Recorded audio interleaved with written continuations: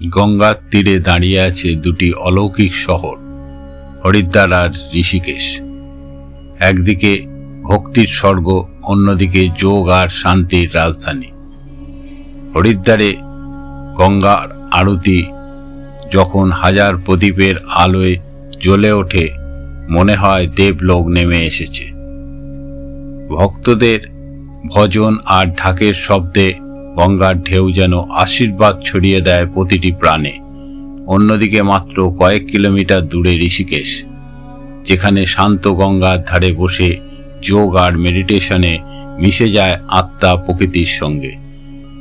আর সাহসী অভিযাত্রীদের জন্য আছে রিভার রাফটিং আর ঝুলন্ত সেতু লক্ষ্মণ ঝোলা।